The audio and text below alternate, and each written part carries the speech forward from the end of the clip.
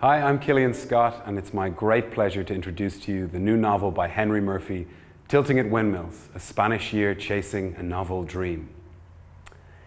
In the book, we follow the adventures of Mark Barrington, a barrister from Dublin, who on the advent of his 64th birthday decides to pack in the life he has known and head to the mountains of Andalusia in Spain. Accompanied by his wife Helen, Mark has a singular goal in mind: to write a novel in 1 year. In this section of the book, Mark has recently enjoyed a very productive June and a considerably less productive beginning of July due to the local celebration of Feria. We catch up with him now as he settles back into his white room to continue his novel pursuit.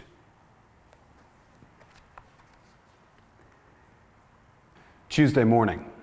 My alarm went off, the bell struck, and I was in the white room for 10 o'clock, ready to resume where I had left off the other side of Feria. At 11, the doorbell rang. The handle wasn't touched, so it wasn't Lord's. Instead, Paco 2 with a registered letter. Registered, no less. Spanish stamp. Paco excited. Who in Spain would be sending me a letter, he wanted to know, let alone a registered one. I sat down. Paco read it over my shoulder. Dear Mark, unfortunately we have not met, but your reputation goes before you, and I look forward to rectifying that omission very soon. I am the president of the Federico Garcia Lorca Book Club of Canías and Compita, but not for much longer as my year is coming to a close. We are the oldest book club in Andalusia. The members have asked me to invite you to speak at our last meeting of the year on the topic of writing a novel. Traditionally, our last meeting is the highlight of the year when we invite a celebrity writer to address us. I apologize for the short notice, but we have been let down at the last minute by well-known novelist and your colleague Sebastian Donaldson, who has been required by his publisher to go on a book tour of the US to promote his latest bestseller, A Mosquito on the Wall. I also apologize for the fact that I'm not familiar with your work, but we'll put that right between now and the 21st of July. Perhaps you would be good enough to confirm that I will find you on Amazon. Thanking you in anticipation, Dolores Kensington. I didn't know you were a writer, Paco 2 said when I'd finished. I didn't know he had a word of English. When Helen had said to me about speaking to the book club that first week, I hadn't taken it seriously. I had assumed it was in the nature of a politeness on the part of the member of the book club to whom she was speaking. But now here I was, 6 months later, receiving the formal invitation from the oldest book club in Andalusia, no less. I'm very flattered, I said to Helen on the phone. And so you should be, replied Helen. They're a sophisticated bunch by all accounts. But I can't possibly accept. And why not? Well, for the same reason I gave you the first time you mentioned it. I haven't written anything. I'd feel a fraud. Nonsense. Haven't you been a barrister for 40 years? My wife didn't have a very high opinion of my profession. What happens when they ask me what I've written? Tell them. Nothing.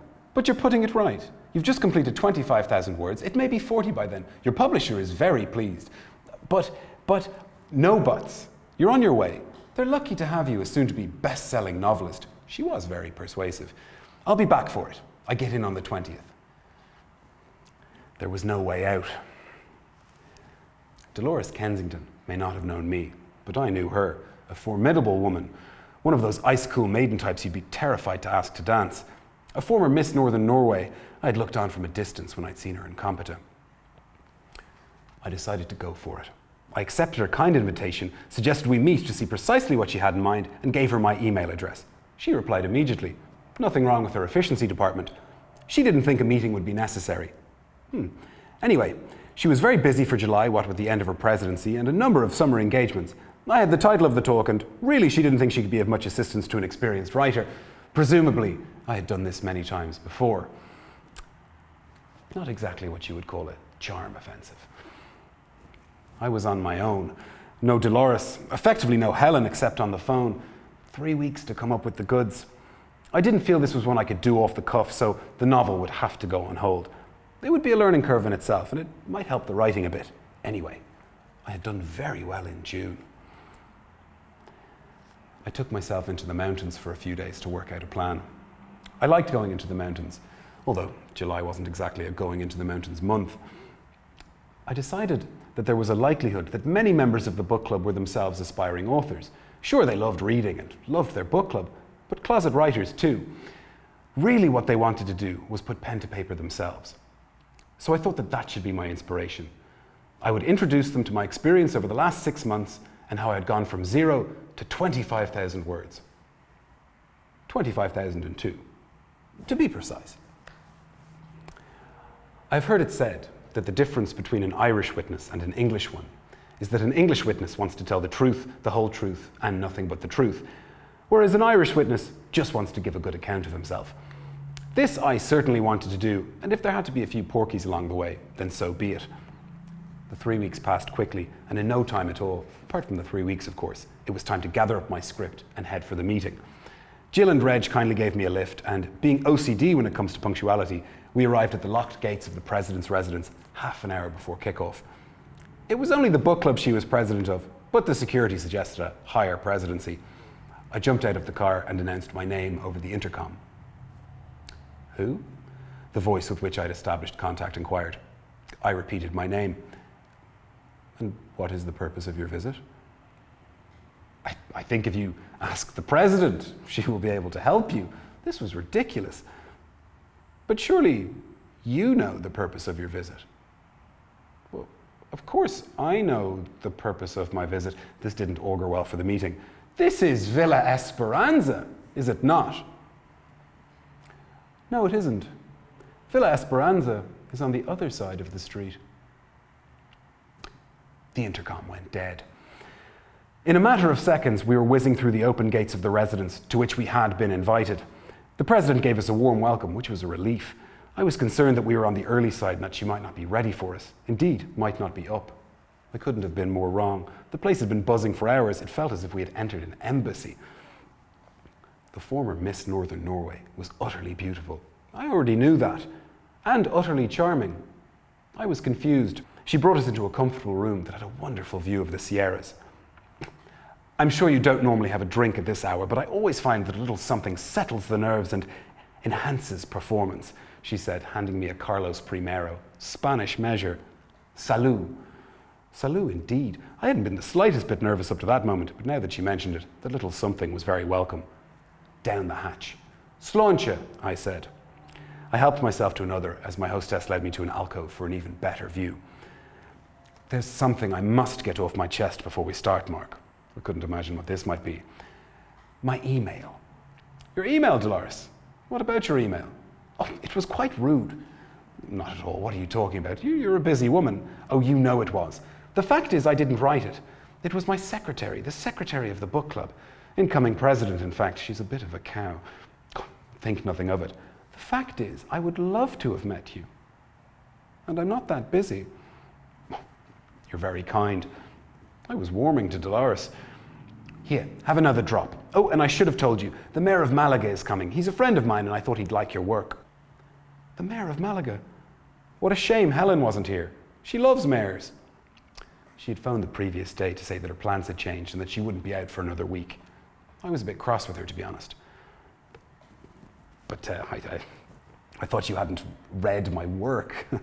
Well, I hadn't when I invited you, but when you didn't get back to me, as I thought, I went ahead and looked you up on Amazon. I've read all your books in the meantime, and I'm a huge fan. But you couldn't have. I mean, I haven't. Now, don't be modest. But there must be some mistake. No mistake, they're super, and I can't wait to hear about the one you're working on at the moment. Speaking of which, I understand the mayor has arrived. Shall we? I downed my Carlos Primero, Tercero, third, needing every drop of it. I had no idea what was going on, but whatever misunderstanding there was, it wasn't going to be cleared up on this side of my address. There was nothing for it but to go with the flow, and that being the decision, the Carlos Primero gave me a great advantage. I had never tasted Spanish brandy before. I would certainly taste it again. I was conducted into what was nothing less than a small auditorium. I still didn't know what went on in this house apart from normal family activities, but it had to involve entertaining on a massive scale. You could almost fit the Berlin Philharmonic in the room. Apart from the size of the room, it was full. There must have been 100 people there, all on their feet for my entrance. I had understood that this was a book club of 15 or so members. The oldest book club in Andalusia must have grown since they last updated their website. Dolores gave me a wonderful introduction, In fact, you could say she was unstinting in her praise and gave my writing, which she had fallen in love with, her unqualified recommendation. It was odd sitting on the podium receiving this praise for my books, which I hadn't written. I smiled. I was a little unsteady, rising to my feet. 3 brandy Spanish measure before past was considerably outside my comfort zone, but I had prepared a speech, and thank God for that. There was only one thing for it: let them have it. When I eventually got fully to my feet, I held my speech aloft, all 10 pages of it, and in Churchillian manner, waved it at my audience. Then, I tore it up into quarters and let it fall to the floor. They loved it. Then, of necessity, I went off-piste, as it were. I have no recollection of what I said, but I do know that I spoke and that it had all come together. The brandies and the mix-up should have drowned me, but they didn't. Somehow the cocktail had liberated me.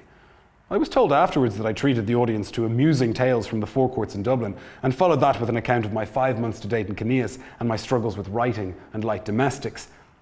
I didn't disabuse those present of the underlying lie, nor did I compound it. I had decided before the day not to take questions, but in the exuberance of the moment relented. Big mistake, as Julia Roberts said to the assistants in the shop in Beverly Hills in Pretty Woman. Mr. Barrington, I am interested in trying to write, and what I would like to know of you as an established writer is, do you write what you think, or what you think you think? I beg your pardon? The aspiring writer repeated his question. The repetition was of no assistance. I was at sea, no idea what he was talking about. Dolores, bless her, came to my rescue. I think what Oliver is asking you, Mark. At that moment, the only Oliver I knew was Oliver Cromwell, and look what he had done to us, is... And she went on to translate his question and answer it. I agreed wholeheartedly, and to a standing ovation was whisked off the stage before I had a chance to advise him to change his name. Into the sanctuary from whence we came for more brandies and views of the Sierras, safe from the inquiring minds of aspiring authors.